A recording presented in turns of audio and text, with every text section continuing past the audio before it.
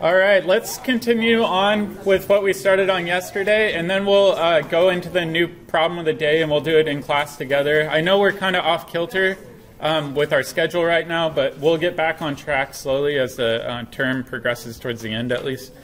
Yesterday, we finished by talking about multiplicities and NMRs, and we'll go on and talk more about that today.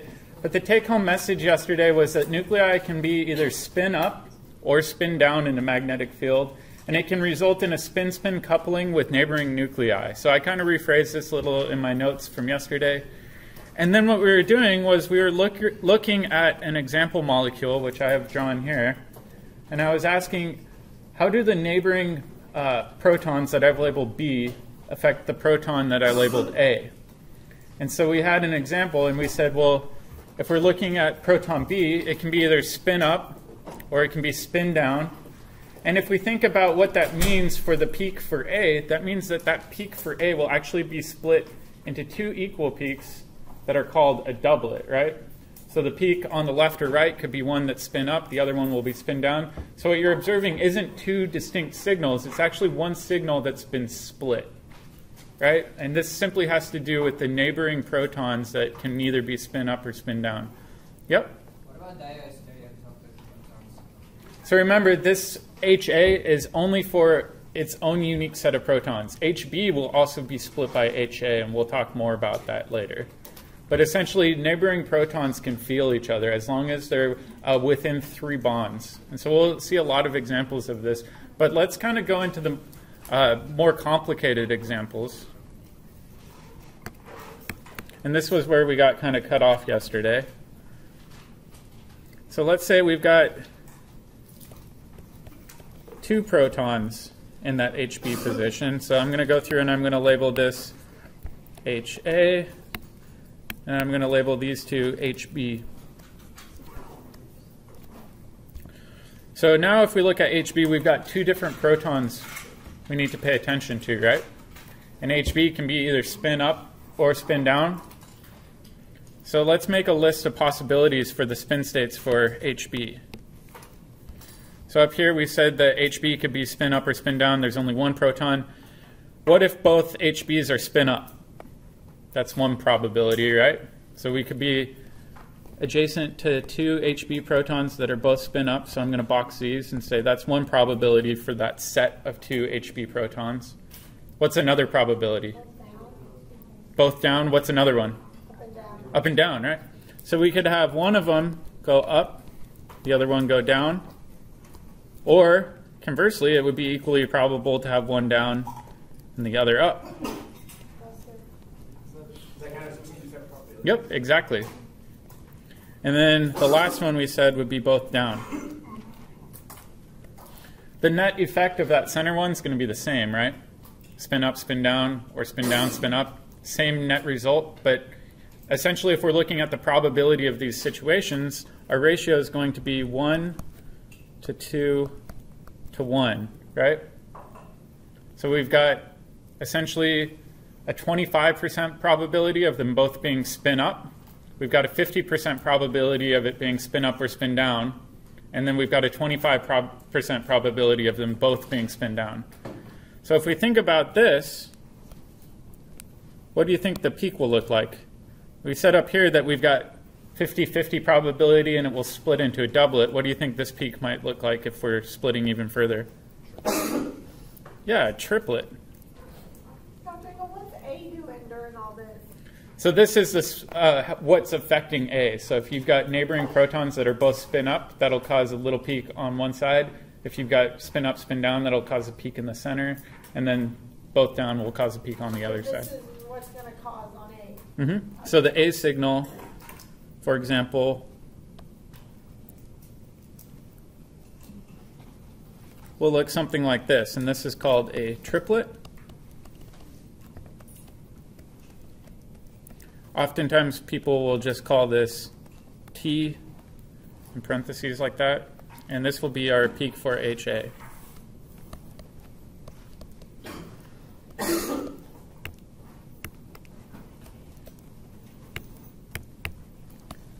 And we said that what we were looking at here were the possible spin states for HB. I guess I'll just leave that blank.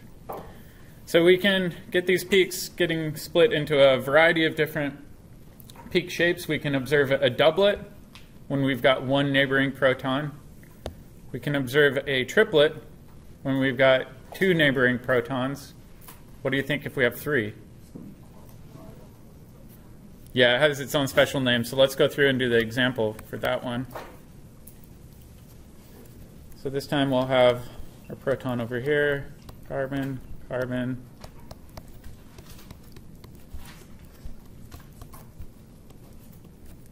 Let me fix this bond. Yep. On the one above, since it's symmetrical, why aren't those the same? Like, why is it A and B? So I'm already telling you guys that these are unique sets of protons. We went through yesterday trying to identify those unique sets. It's basically saying we've got a unique set of protons that's adjacent to another unique set of protons. So we've already identified these as HA and HB as being different unique sets. All right, now let's look at this one. What are the probability of the spin states for HB? Now we've got three different things in the spin state. Easiest one is all three sticking up, right? That's one probability.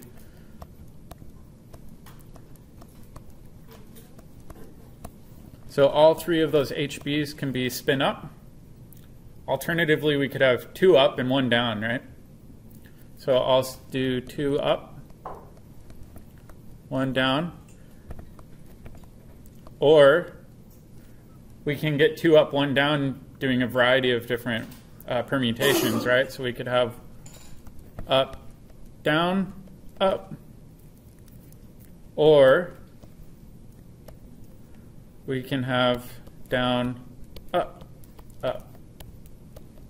The net result is going to be the same, right? We've got two up, one down. It's just different permutations on the same idea. Alternatively, we could have one where we've got two down and one up.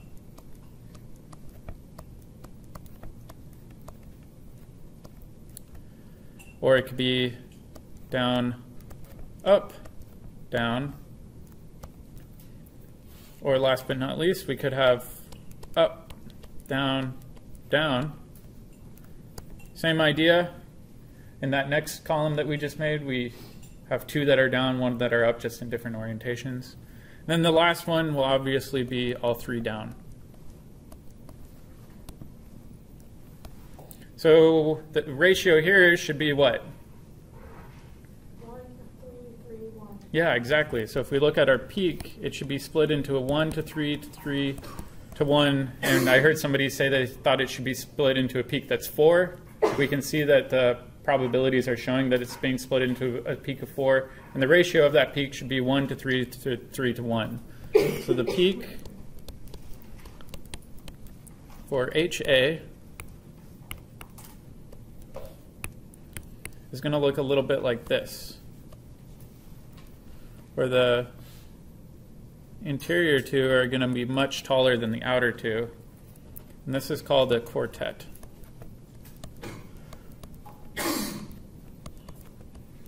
Or simply Q. So if we were to look at the NMR spectrum for this HA proton, the peak representing it will look like this quartet that we just drew. So oftentimes when we're looking at NMR spectra, we're not just seeing single peaks. We're often seeing peaks that are being split from their single peaks into either doublets, triplets, or quartets. And so there's a set of rules that we'll use, and then we'll go and we'll look at the handout that I gave you guys the other day. The first rule is that HA, that proton that we were looking at, can only feel, and I'm saying feel in the non-scientific sense, protons that are 3 bonds away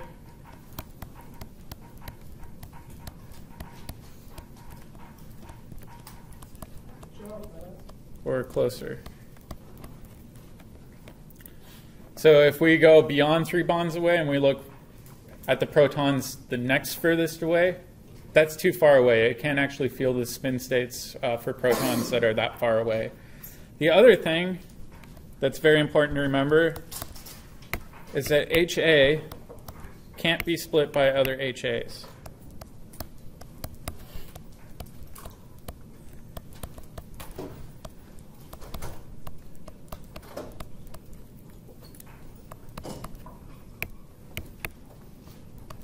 So essentially, equivalent protons can't split each other. So if we did have another HA proton on that same carbon, it's not going to split the other one because it's an equivalent set. So only inequivalent sets can split each other, not equivalent sets. Yeah? Were the peaks for the last two ones, were they just doublets for HP? For this last one? Yeah. So if we're looking at this one, it's one peak that's been split into a quartet. I was referring to HB's peaks. So if we look at HB, it's got one 3-bond neighbor. What do you think it'll be split into if it only has one 3-bond neighbor? Just a doublet. Yeah, so if we go up here, we can see the example of only having one 3-bond neighbor, and it will split into a doublet that looks like equal heights. If we go down and we have two 3-bond neighbors, then we get into a 1 to 2 to 1 triplet. And if we've got three 3-bond neighbors, we get into a 1 to 3 to 3 to 1 quartet. So we're getting into a lot of mathematics and statistics of probability, really. When you say 3-bond away, is that just either the adjacent carbon or another hydrogen that's bonded to the same carbon but in a different environment? Exactly. So what we're looking at here is that's bond 1, bond 2, bond 3. Those HBs are 3 bonds away. You can also see J2 coupling, which means that it's bonded 2 bonds away. But you don't often see J4 or J5 coupling where you're looking 4 or 5 bonds away. So the most common one that we will see is looking at protons that are 3 bonds away from the proton we're interested in. Yeah. All right, so I'm going to pull up the back half of that handout that I gave you guys the other day, and this does a really nice job of kind of summarizing this phenomenon of proton NMR splitting. So the key thing it says here is that usually what we're looking at are 3 bond neighbors, right? It's not very often that we're observing 2 bond neighbors, but occasionally you will see them. We're typically looking at 3 bond neighbors. So if we're looking at a unique proton set where it has 0 3-bond neighbors, that means that it should have only one peak. It has no splitting of adjacent or neighboring protons, and that means it should be a singlet, and the spectrum should just be one sharp peak, and that peak area ratio should be just 1, right? Because there are no other neighbor peaks next to it, or split peaks. We went down and we said, all right, if it's got one 3-bond neighbor, that it's going to be split into 2 peaks, which is represented as a doublet, and that doublet, the height of each of those peaks and the relative integration should be 1 to 1. If we go down to 2 3-bond neighbors, it'll get split into a triplet that's 1 to 2 to 1. Then if we've got 3 3-bond neighbors, it'll get split into 4 peaks as a quartet. That'll be 1 to 3 to 3 to 1. Then we can actually keep on going further and further and further, and we can say, all right, what if there are 4 3-bond neighbors? Then there must be a pentet where the ratio is 1 to 4 to 6 to 4 to 1. We can go to 5 3-bond neighbors. That's called a sextet, 1 to 5 to 10 to 10 to 5 to 1. We can go even further to a septet, which is 1 to 6 to 15 to 20 to 15 to 6 to 1. We can theoretically take this even further, but people don't because it gets super messy. Instead, we just call this a multiplet. A multiplet can either mean that you've got more than 6 3-bond neighbors, or it can mean something else, and we'll talk about that a little later too. Does anybody recognize this pattern? Pascal's triangle, right? So this follows Pascal's triangle, where this was actually a mathematical phenomenon looking at probabilities too. And so the ratios follow Pascal's triangles.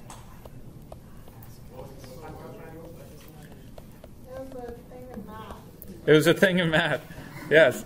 If you go to the mark, they have a poster on it. So essentially you look at the ones. The ones are always going to be on the outside. And then if we're looking at the next most interior number, it's equal to 1 plus 2. If we look at this one, 3 plus 3 equals 6. 1 plus 3 equals 4. And so you can keep on going through and find this pattern repetition. It happens to hold true for NMR splitting as well. We're not going to get into the mathematics of probabilities too much. I'm going to kind of leave it there. The other thing to think about is that if we look at our number of 3-bond neighbors compared to the number of peaks in our signal, what do you guys notice? Very simple trend. It's +1, right? It's not Pascal's triangle. So if we think about this, we've got this rule called n+1, where if we've got some number of 3-bond neighbors, we add 1 to that, and that's going to be our splitting pattern for that signal. So it's a pretty simple trend. We're going to see this used quite a bit in NMR spectroscopy, and it can provide a lot of clues too. So let's go back to our main lecture notes here. And let's try to anticipate the NMR signals for an example molecule.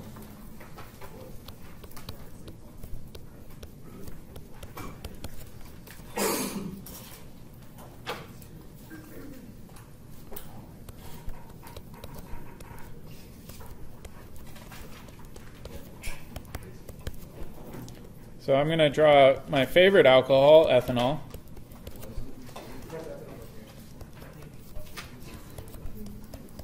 How many unique sets of protons are there in this molecule?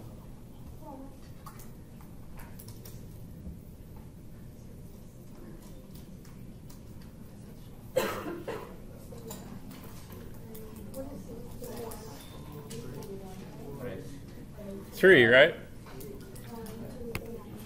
If we look at this methyl group of protons, we know that these can spin around like helicopter blades, so they're all going to be equivalent. We move into the interior protons. These are unique, but they're the same as one another. And then the very last one that a lot of people forget about is this proton over here. Is that supposed to be B for the blue? Oh, yeah. Thank you. So now we've got to ask ourselves, all right, we've got a list of 3 different protons.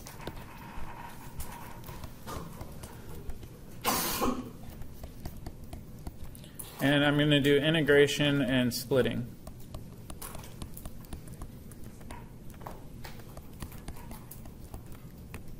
And I'll label this one HA, I'll label this one HB, and I'll label this one HC. All right, what should HA integrate as?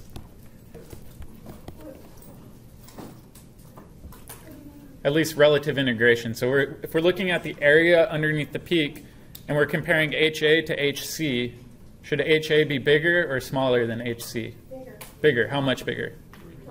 3 times, right? So we can say HA should integrate to about 3. What about HB? 2.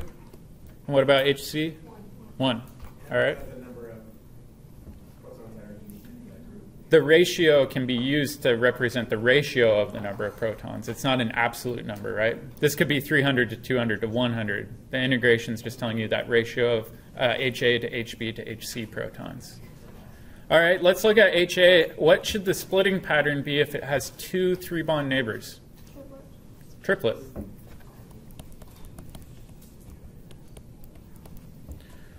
What about HB? How many 3-bond neighbors does it have?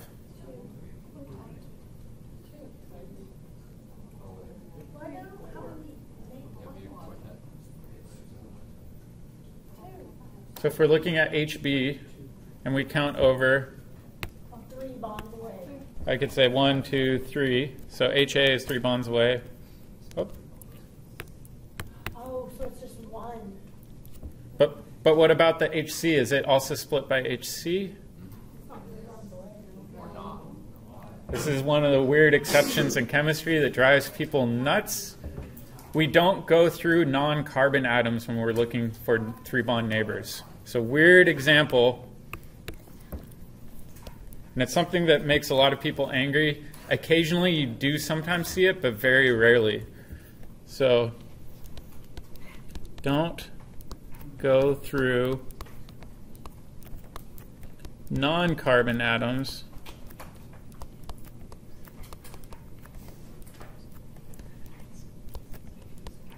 when looking for 3-bond neighbors.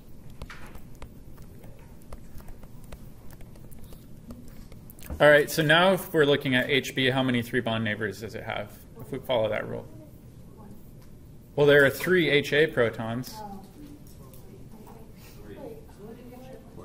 So right now we're just looking at HB. How many 3-bond neighbors are there to HB? 3. So what should the splitting pattern be? A quartet, exactly.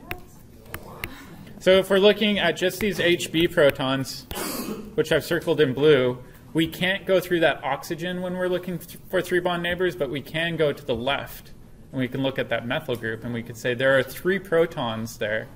So if we follow the n+1 rule, 3 + 1 = 4, that means we should have a quartet.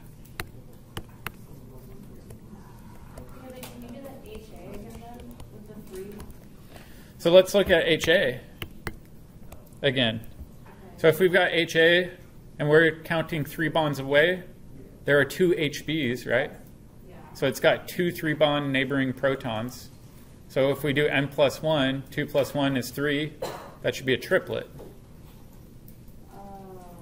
So we're trying to count out how many protons are 3-bond neighbors that are their own unique set. With n+1, right? Yep. So if it's n is the protons, right? So if there's 3 of the HAs for the HB, plus 1 is 4. So for example, for HA, there are 2 3-bond neighbors. We add 1 to that, that's 3. Yeah. So it should be a triplet.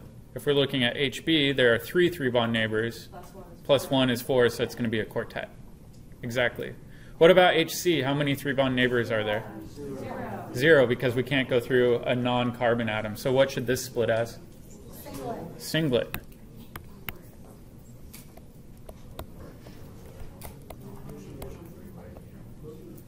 And so this is an example of what the NMR should look like for ethanol. And let's actually go through and try to label these peaks and identify which ones belong to which. So is HA the left one, the middle one, or the right one?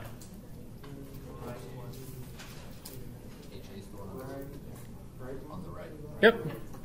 So HA should be the one on the right. What about the little one in the center? This should be HC.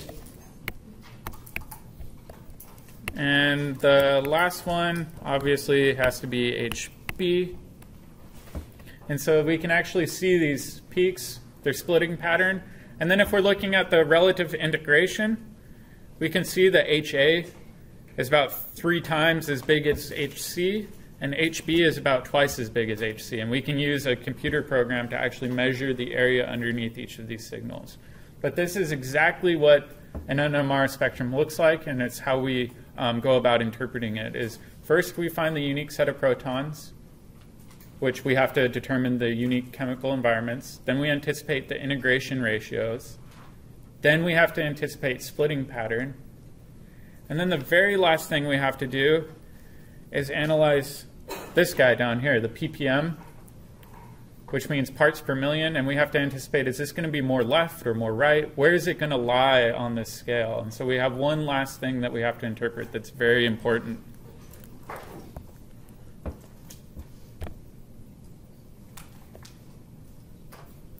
Before we do that, though, let's take another example, too.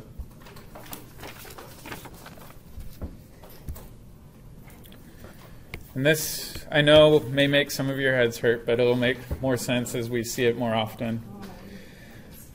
The one thing, actually, let me go back and look at this. The one thing that's really interesting here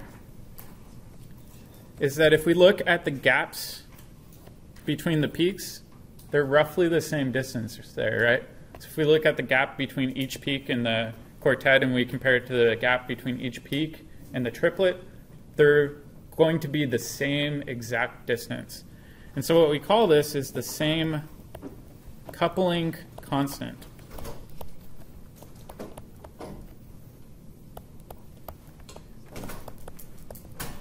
And a coupling constant is another really valuable tool that's used along with our splitting patterns in order to help us determine what the splitting pattern should look like and what the and it can be helpful to determine the overall structure of a molecule. We'll see some more examples of this, but let's see how this can be utilized. So I've got an example here, and then we'll kind of explain the concept.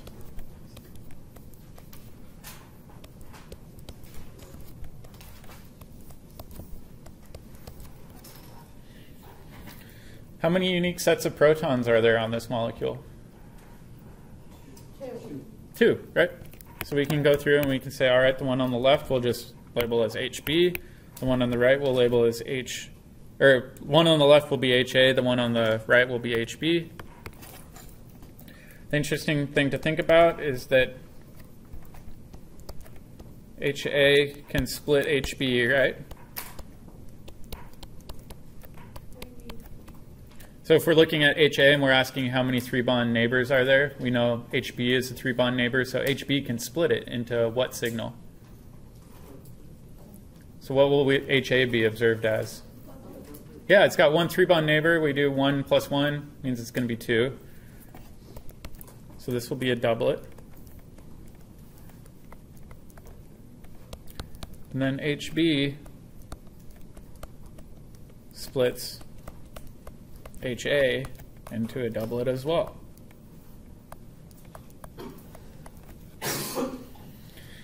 The really interesting thing to think about is that the splitting occurs at the same magnitude.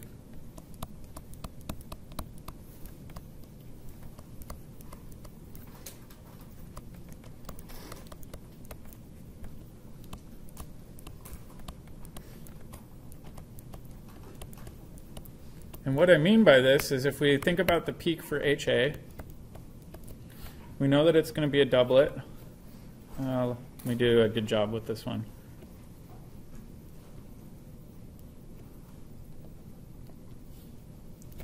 Shoot. I'm not an artist here. All right, so that's our peak for HA. If we look at HB, it'll also be a doublet. And it'll have the exact same gap, right? So if we look at the distance from peak to peak here, it's going to be the same.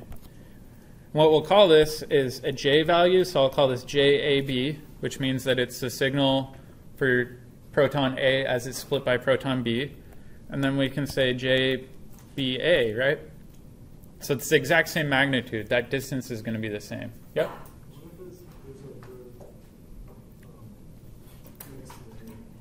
We'll go over that. I just wanted to show this first example as kind of a primer.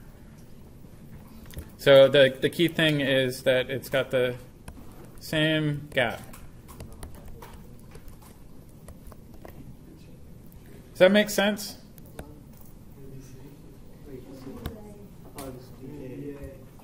Oh, sorry. There we go. Now it makes sense. All right, essentially all it's saying is that when A splits B or B splits A, that splitting is going to be the same, right? We're going to have the same amount of splitting going on, or the same distance. This is just called a coupling constant, and oftentimes it's reported as a gap in frequency. So it'll say the gap between peak to peak is 7 hertz. And that will tell a scientist somewhere else on the planet that that's how wide your peaks should be for your quartet, your doublet, your triplet, and so on. It's just the gap from one peak to another in the splitting pattern. When it gets interesting is when you have more going on.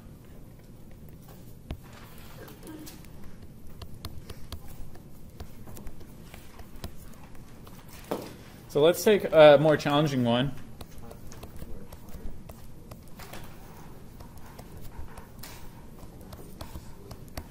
How many unique sets of protons are in this molecule?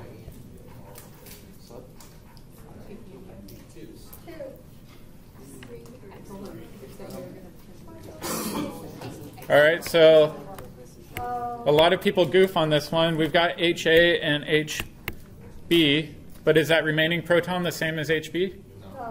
No, right? Because it's going to be cis to the fluorine, not trans. So there are actually 3 different frequencies in here. And the interesting thing is that if we think about this, the splitting coupling constant for JAC is not going to be the same as the splitting or coupling constant between, let me erase this, between A and B. Right? Because they're not the same set of protons. They're unique. And in particular, for this example, JAC is going to be wider or have a bigger coupling constant than JAB. This is a little bit strange to think about, but let's practice doing the splitting pattern. So let's say I've got this HA signal before it's even split.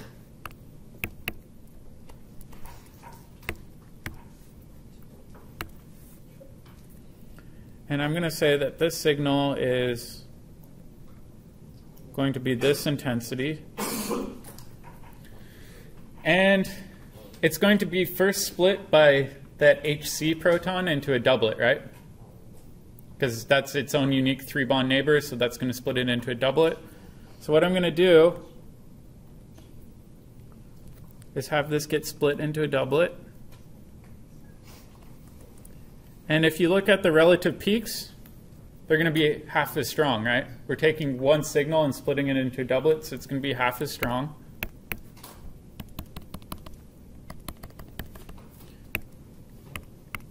And now we've got this coupling constant that corresponds to JAC.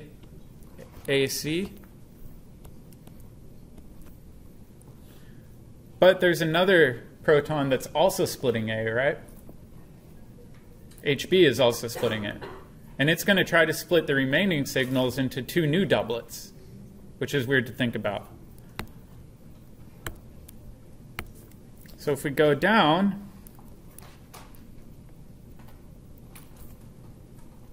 these new doublets are going to actually be half the intensity of their original peak.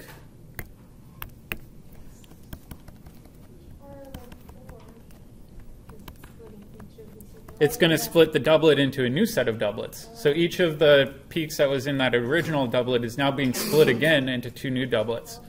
And so we've got a new coupling constant. And this is JAB. And it's going to have the same value as JAB on the other side, right? So if we actually go through and we look at the peak for this one, it's going to look like a doublet there, and then a doublet there. Let me actually blow this up a bit. I know that's not the most artful representation, but what this is referred to is a doublet of doublets. The first proton split it into a doublet. The other proton that was different split it in that doublet into a new set of doublets, so we just call it a doublet of doublets. Yep? The JAC value is going to be different than the AB value. It's just saying that we have different coupling constants because those are not equivalent protons. If we're looking at HC and HB, those are going to be different because they're in different chemical environments. That means they're going to split it's going to split the HA signal to a doublet to a different order of magnitude, I guess, not the same order of magnitude. So this will be a doublet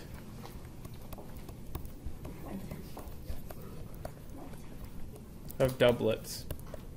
Oftentimes, if you've got even more going on, you can get a triplet of triplets, you can get a quartet of quartets, you can get a pentet of whatevers, but that becomes really problematic to name, and usually they're all overlapping into this big pile of hay, and so we just call it a multiplet, because it's easier to say multiplet than it is to say quartet of triplets or triplet of quartets or things like that. Oftentimes they're very hard to distinguish, but occasionally you will see things like doublets of doublets in your NMR, and that can be very useful.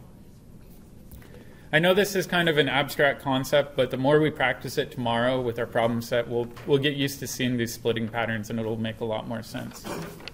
Chris, are we going to do the pod? Yeah, we're going to do the pod. Yep. I guess I'm still kind of confused. I get that there are chemical environments being HB and HC, but aren't they the same distance away from HAs? Remember, it's not about distance. It's just about a spin in a different chemical environment. And those are going to be different chemical environments, so they interact slightly differently. It's not just about distance. How do we get that JAC is bigger than JAB? That has a lot to do with the actual physics of the magnetic field and how those spins interact with one another. It's not as simple as measuring the distance from A to C or A to B. The coupling constant just has to do with HA interacts differently with HB than it does with HC. And so you get split into a doublet once, and then the other proton splits that doublet into a new doublet. Yep. So would HB never split first? You could draw it either way. But in this case, it's usually people, when they show this triangle breakdown, they start with the biggest coupling constant, and then they go down to the smaller coupling constants.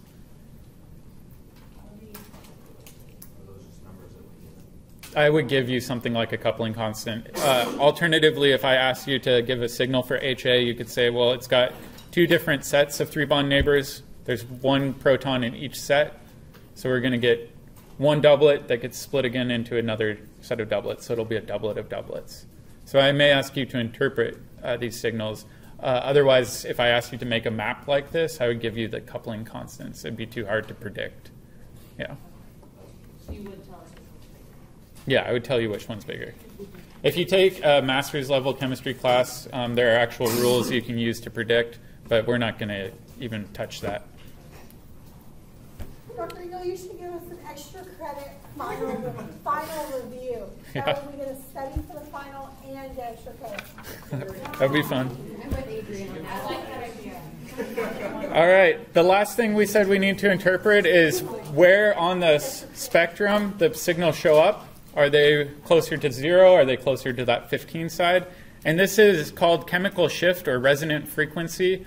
Where do the peaks show up on the spectrum? Are they more right or are they more left?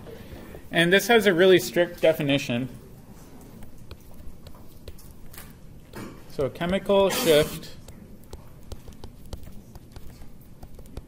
is defined as the following. It's normally shown as a delta symbol, so that just means chemical shift. And it's the observed frequency Actually, let me rephrase this. Sorry, guys. Observed shift from TMFs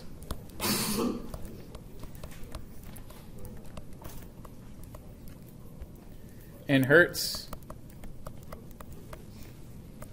times 1,000,000, or 10 to the 6th, divided by the operating frequency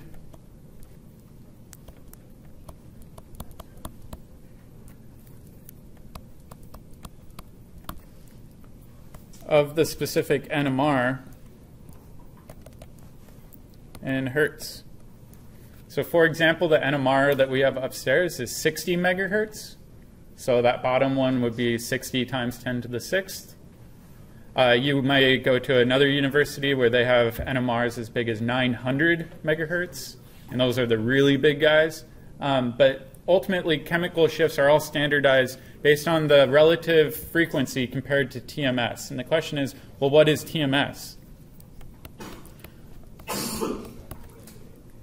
It's not trimethylsilyl in this case, which confuses some people. It's tetramethylsilane.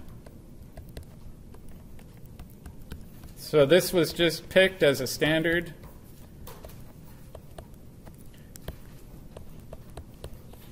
And essentially all that it means is that these are always... That's 10 to the C, correct? What's that? That's 10 to the C. 10 to the 6th. Sorry. I was wondering how they went like 6. C2. These protons on tetramethylsilane are always going to be at 0 ppm. Be at 0 ppm. So trimethylsilane or tetramethylsilane is just used as a standard to define what 0 is in the equipment. Sometimes you'll even see peaks below 0, but normally the range that we're looking at is going to be from about 0 to 14. So when I show you guys a scale, that's typically what I show you. There's two main things that affect chemical shift.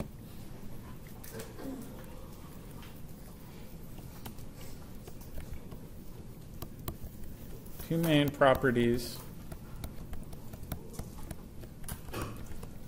influence chemical shift.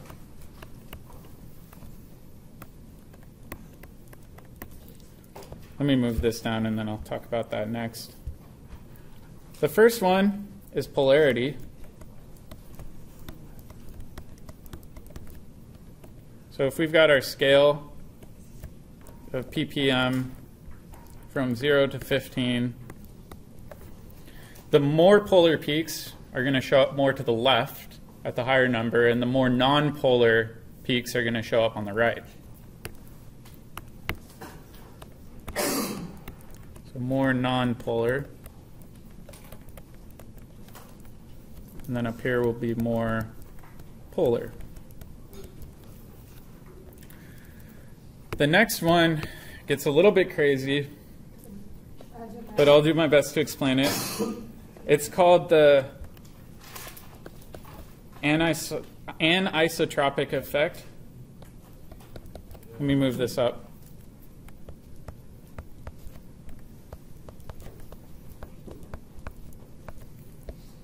And some people will just call this an induced magnetic field. Oh.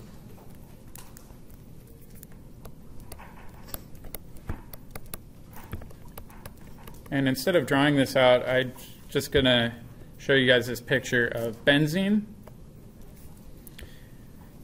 If you put benzene in a magnetic field, you've got this electron cloud on the top and the bottom, right? These are the delocalized electrons going through the p orbital on the top lobe, and then you've got electrons in that bottom lobe of the p orbital. And when you actually apply a magnetic field, you'll start creating a current of those electrons. And this current actually makes its own new magnetic field. And so it's this complication of applying a magnetic field to electrons that will actually create a current that creates more magnetic fields and so on and so forth. Have you guys ever studied Lenz's law in physics? So this is very closely related to Lenz's law. If you want to read more about it, the book does a nice job of explaining it, but I'm not going to try to overwhelm you guys with it.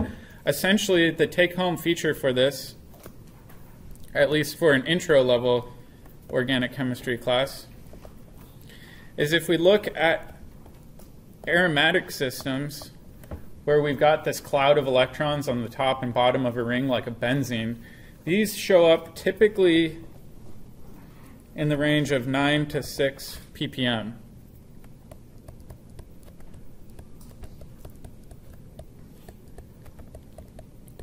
There's actually some really cool examples of taking this to the extreme, and you can get these protons to show up all the way at 22, 25 ppm, all the way down to like negative 10 ppm. But we're not going to get into that sort of chemistry. It's a little beyond us. Oftentimes, too, if we're looking at polarity and aromatic protons, chemists use special words when they're describing the placement. They will say, oh, aromatic protons are more downfield, meaning they show up at the higher number. Or we could say the more nonpolar protons typically show up upfield. And that's just a term that people use when they're describing the relative placement of these peaks. Is it more upfield, meaning more to the right, or is it more downfield to the left? All right. The last thing I want to touch on, and I might actually have you guys do the problem of the day and turn it in tomorrow, since we're not going to have time to do it. You already told us. You did. I even reminded you. Is I am a little different than a lot of organic chemistry teachers in that I don't make my students memorize the anticipated chemical shifts, because honestly, it's not worth memorizing. The more you use it, the more you'll become comfortable just immediately recognizing them right away. And by the end of this term, you guys will have it nailed, and then I can pull the cheat sheet and you guys should be good to go. But for the first exams and quizzes, the remainder in this quarter, you guys will get the cheat sheet. For the ACS final, you will not, though. So the more we practice it and the more you use it, the more fluent you'll be with it. So I gave you guys this handout where I show the approximate chemical shifts for various functional groups for proton NMRs. You can see the more nonpolar ones are upfield, more towards the right.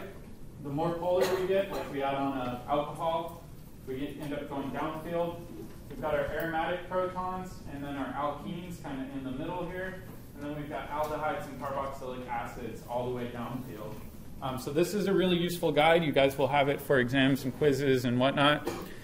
The last thing that we're going to talk about is carbon NMR. And I'll go through this really quick because carbon NMR is super easy. Yeah, for you. Carbon NMRs don't split. Oh. We don't run into doublets, triplets, etc., at least with normal carbon NMR. There's no integration.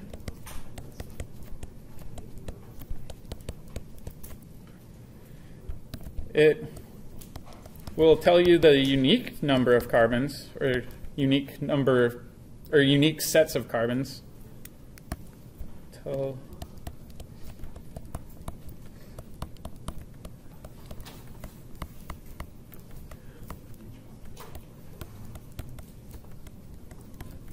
Of carbon.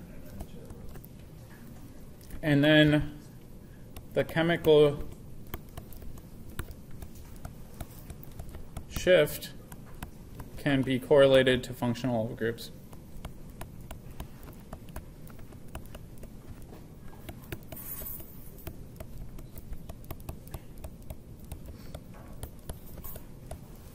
So if we go back to that main chart that I gave you guys anticipated chemical shifts for protons, and then right below that I gave you the chemical shifts for carbons. Carbons are on a completely different scale of 0 to 200, but if you use that chart, you can be able to anticipate, oh, hey, I've got a carbonyl.